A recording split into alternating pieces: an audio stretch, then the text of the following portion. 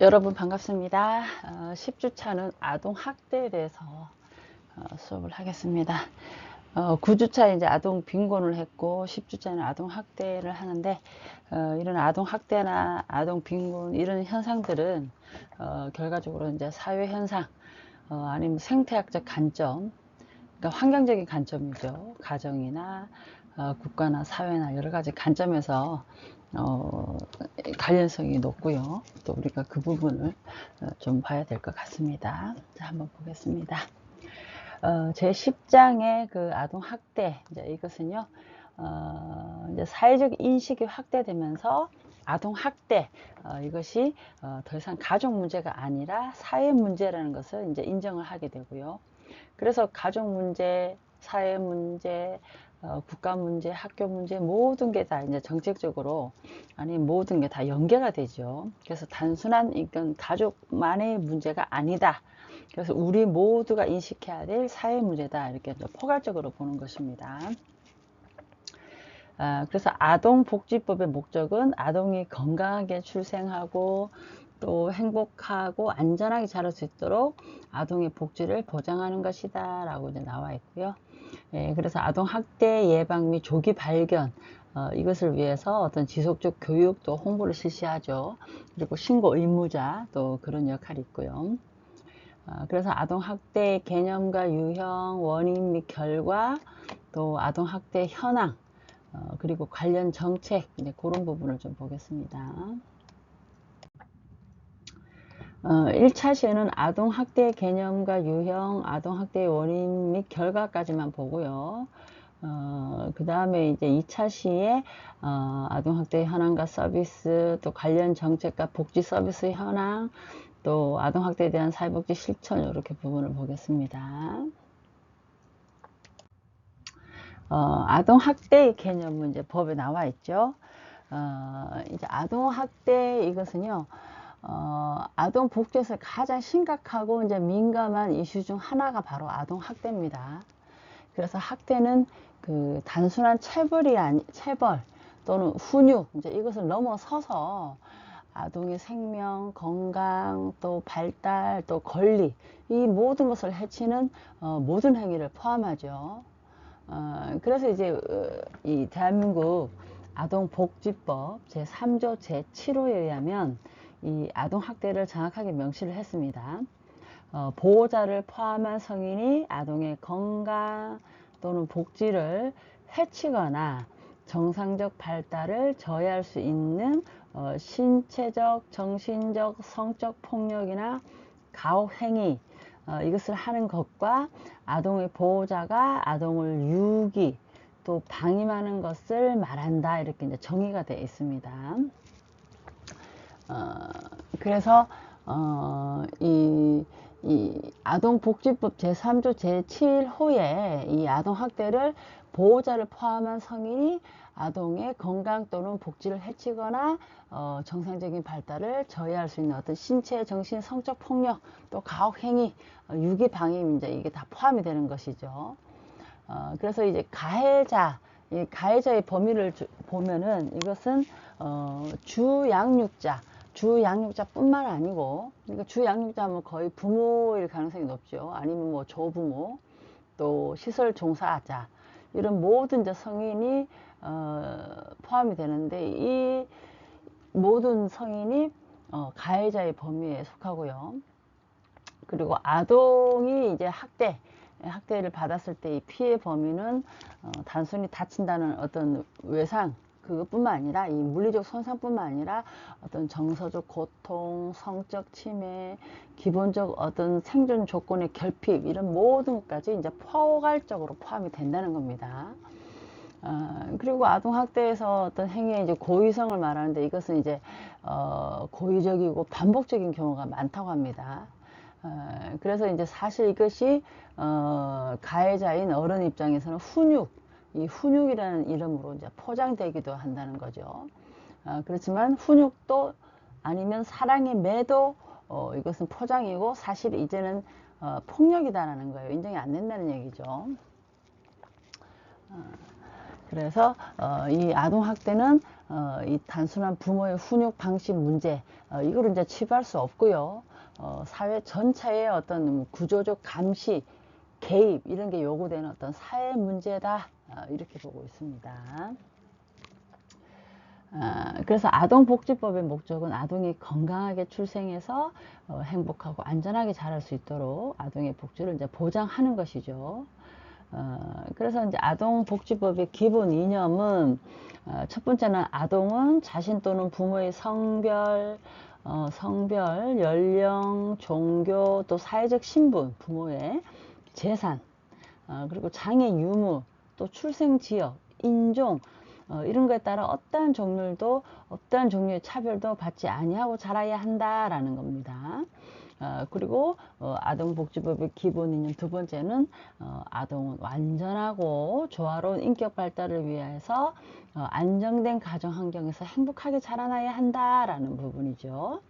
그리고 세 번째 또 아동복지법의 기본 이념은 아동에 관한 모든 활동에 있어서 아동의 이익이 최우선적으로 고려된다라는 겁니다. 아동의 최우선 고려 원칙. 그리고 네 번째 아동은 아동의 권리 보장과 복지 증진을 위하여 이 법에 따른 보호와 지원을 받을 권리를 가진다. 이것이 이제 아동복지법 제1조에 이제 명시가 되어 있습니다. 우리가 이제 아동 학대의 유형을 좀 보겠는데요. 이 학대는 이제 신체적 학대, 정서적 학대, 성적 학대, 뭐 방임, 복합적인 학대 다 포함이 되는 거죠. 그래서 이 신체적 학대에 이렇게 나와 있는데 이제 이 신체적 학대는요 아동에게 고의로 신체적 손상을 이제 가하는 행위죠.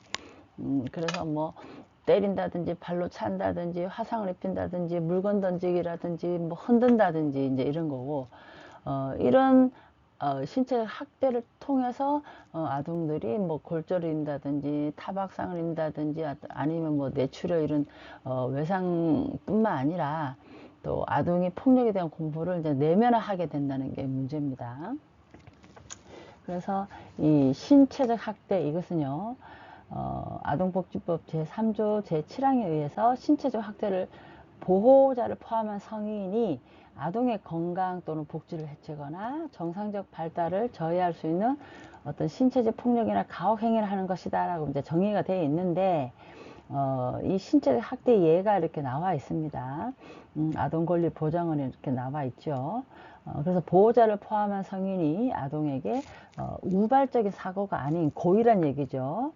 우발적인 사고가 아닌 상황에서 신체적 손상을 입히거나 또는 신체적 손상을 입도록 허용한 모든 행위가 바로 신체적 학대다라는 거죠. 그래서 이제 구체적인 신체적 학대 예는 흔히 이제 직접적으로 신체에 가해지는 행위, 이제 직접 때리는 거죠. 손 발등으로 때린다든지, 뭐 꼬집고 물어뜯고, 조르고 비트고, 뭐 핥히는 행위 이제 이런 것이고, 또 도구를 사용해서 신체를 가하는 행위가 몽둥이를 때린다든지, 아니 뭐 흉기미 뾰족한 도구로 찌른다든지 이런 거고요. 또 완력을 사용해서 이제 신체를 위협하는 행위, 이제 이것은 이제 강하게 흔든다든지 신체 부위를 묶는다든지 벽에 밀어붙인다든지 이제 떠밀고 잡는다든지 아동을 던진다든지 거꾸로 매달고 물에 빠뜨리고 이런 끔찍한 행위가 다 이제 신체적 학대다 이제 그렇게 볼 수가 있죠.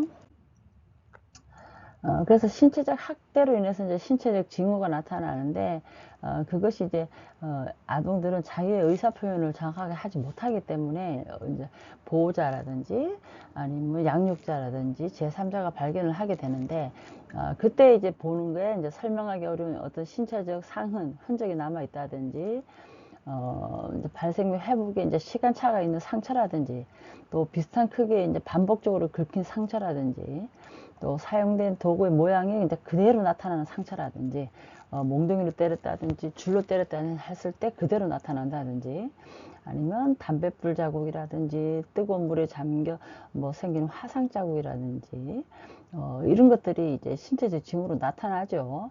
또 긁히거나 물린 자국에 의한 상처라든지 또 성인에 의해 물린 상처라든지 말을 잘 못하는 표현을 잘 못하는 영유아에게 발견된 뭐 붉게 긁힌 상처라든지 이런 걸 이제 잘 보셔야 되죠. 이제 심할 때는 이제 뭐 고막 천공이나 귓불이 찍힌 상처와 같은 기손상이라든지 이런 게 있는데, 특히 이제 교육하시는 분들이 주 양육자를 떠나서 교육기관에 온 유아들, 유치원생이라든지 유아 온 아이들을 잘 살펴볼 필요가 있습니다. 이 신체적 징후는 일단 외상으로 바깥으로 눈으로 보이기 때문에 관심을 기울이고 보면 충분히 알 수가 있죠. 그리고 이제 행동적 징후, 이제 이것은요, 어른과의 접촉을 회피한다든지, 다른 아동이 울 때 이제 공포를 나타낸다든지, 아니면 공격적이거나 위축된 어떤 극단적 행동을 한다든지, 또는 부모에 대한 두려움이라든지, 아니면 집에 가는 것을 두려워한다든지, 그리고 위험에 대한 지속적인 경계, 이런 부분이 이제 행동적 징후로 나타납니다.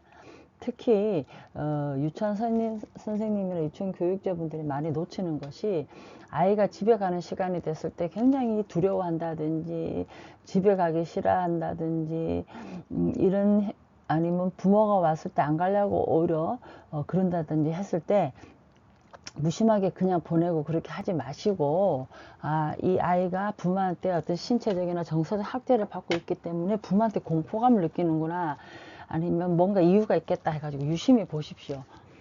간혹 그 뉴스에 나오는 그 끔찍한 유아 살인 이런 거 보면은, 아이가 집에 가기를 두려워하고 부모나 주 양육자가 데리러 온 상황에서 그 유치원 교사나 어떤 교육자 입장에서 집에 가기 두려워하는 아이를 억지로 같이 떠다 밉니다. 집에 가라고, 엄마랑 가라고, 아니면 주 양육자랑 가라고.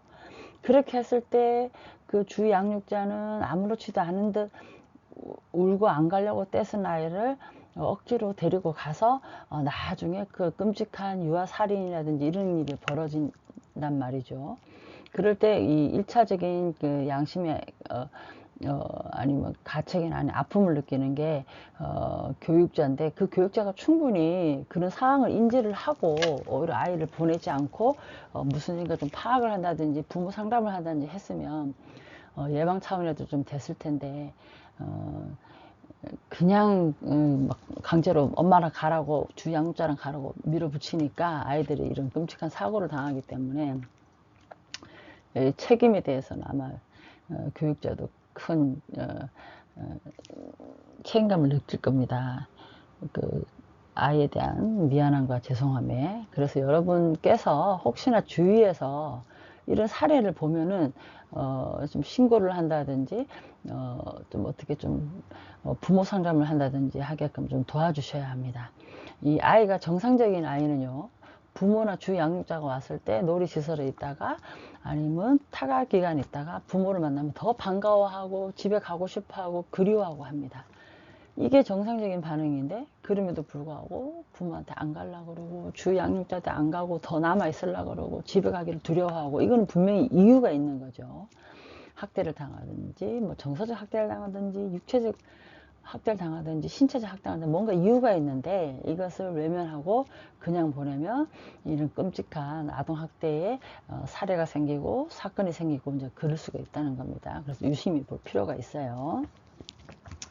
자, 위험에 대한 지속적인 경계를 하고 이제 행동도 징후로 나타난다는 것이죠.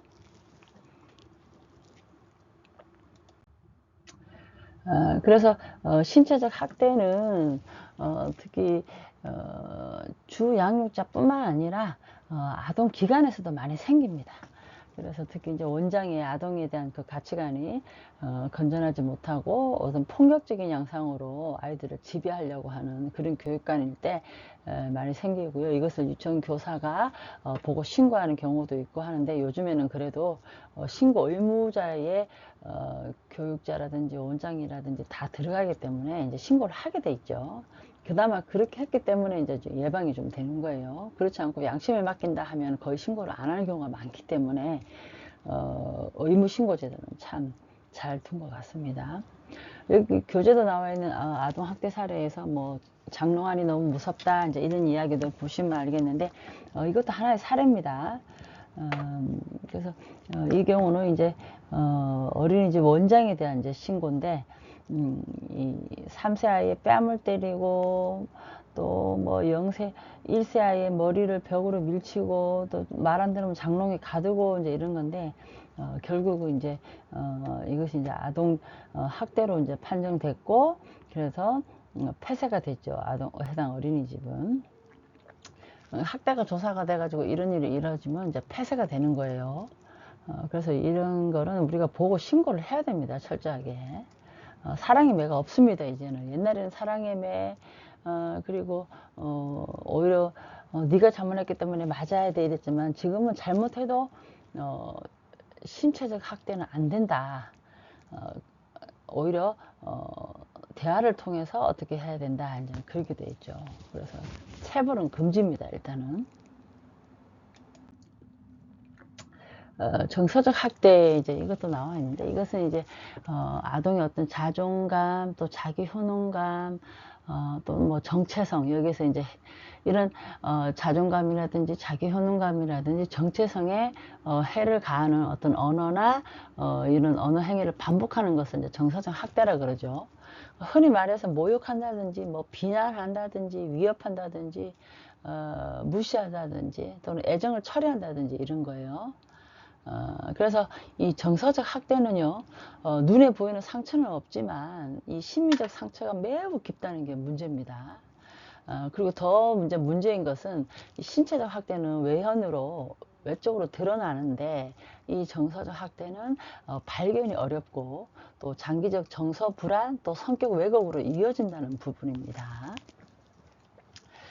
그래서 이 정서적 학대는 보호자를 포함한 성인이 아동에게 행하는 어떤 언어적 모욕, 또 정서적 위협, 감금, 또 감금이나 억제, 뭐 기타 가학적인 행위, 이제 이런 거를 말하면서 우리가 이걸 이제 심리적 학대라고도 하죠.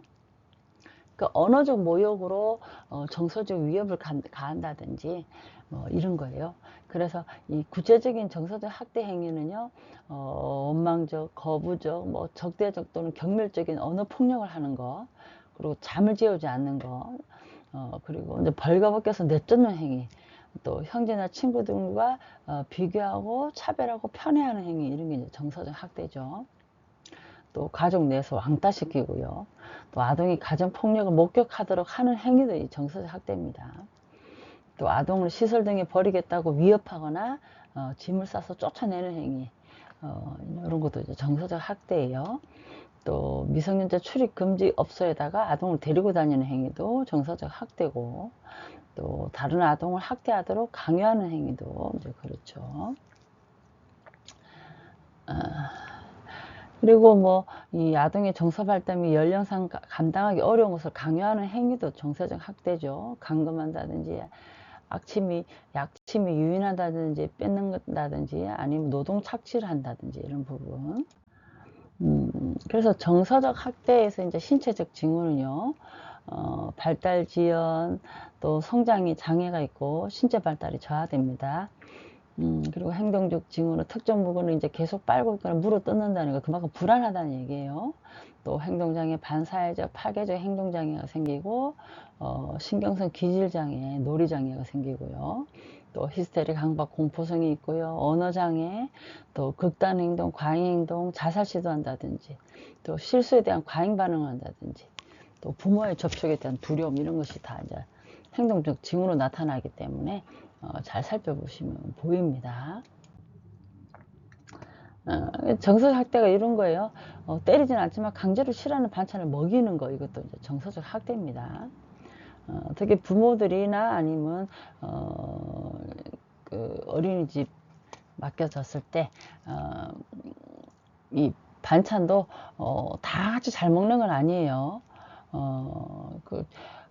못 먹는 분은 못 먹죠. 저는 아직도 뭐 육회 같은 걸 먹을 줄 모르는데, 못 먹는 거는 그 사람이 그 취향이지, 그걸 그렇다고 어떻게 할 수는 없어요. 그렇지만 애기 같은 경우에 뭐 콩자반이라든지 깻잎 반찬이라든지 김치라든지 이런 걸 안 먹는다고 강제로 먹이고 벌세우고 혼내주고 이런 사례가 가끔 신고가 들어옵니다. 이게 다 정서학대죠.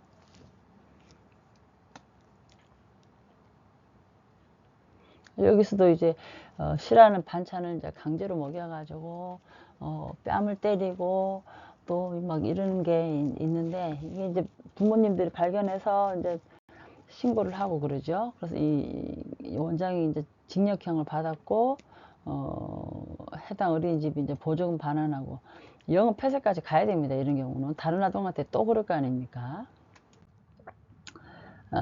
그 이제 성적 학대, 이걸 이제 보호자를 포함한 성인이 자신의 성적 충족을 목적으로 18세 미만의 아동에게 행하는 모든 성적 행위를 아동 학대의 성적 학대로 보고 있습니다. 18세 미만 아동에게 18세 미만의 청소년도 거쳐가는데 거쳐가는 경우가 많아요. 이럴 때 일단 우리가 아동 학대에서 이제 성적 학대를 행위를 적용할 때 18세 미만의 아동에게 행하는 모든 성적 행위다 해서 18세까지 보고 있습니다.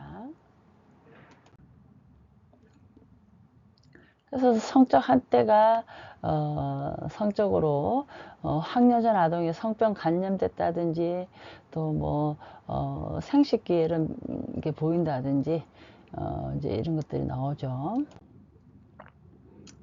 그리고 행동적 징후, 나이에 맞지 않는 성적 행동을 한다든지 해박하고 조숙한 어떤 성지식을 갖고 있다든지 또 타인과의 어떤 성적인 상호관계를 한다든지 이런 것들이 이제 행동적 징후로 나타납니다. 그래서 이 성적 학대는요, 아동에게 어떤 성적 자극을 주거나 이제 이용하는 모든 행위죠. 예를 들어 뭐 성추행, 성폭행, 음란 노출, 성적 언행 강요, 아동 포르노 제작 이런 게 다 들어가죠. 성적 학대 이런 것도 있죠. 이제 방임은 아동복지부 제3조 제7항에 의해서 방임을 아동의 보호자가 아동을 유기하거나 방임하는 것이라고 정의하고 있고요. 여기서 말하는 방임 행위 예는 이제 아동권리보장원에 나온 건데 보호자가 아동에게 위험한 환경에 처하게 하거나 아동에게 필요한 의식주, 의무교육, 의료적 조치 이런 걸 제공하지 않는 행위를 말합니다. 그리고 또 유기, 유기란 보호자가 아동을 보호하지 않고 버리는 거, 유기란 버리는 거고 방임이란 것은 기본적인 어떤 것을 제공하지 않는 행위죠. 그래서 이제 방임도 이제 종류가 많죠. 그래서 방임은 이제 보호자가 아동에게 필요한 어떤 기본적인 양육과 보호를 하지 않는 행위가 방임이고요. 그래서 신체적 방임은 뭐 식사를 미제공한다든지 또 교육 방임은 학교에 미진학시키는 진학시키지 않는다든지 또 의료 방임, 정서적 방임 이제 이런 게 있는데 문제점은 이제 이 방임이 가장 흔한 학대 유형이에요. 그러나 이제 또 사회적 인식이 낮다는 게 문제죠. 그래서 이 최근에는요 이제 복합 학대가 많습니다. 예를 들어 신체 정서 뭐 적으로 방임한다든지 이런 사례가 늘고 있고요. 또 개별 학대 유형보다는 복합적 트라우마를 이제 초래하죠.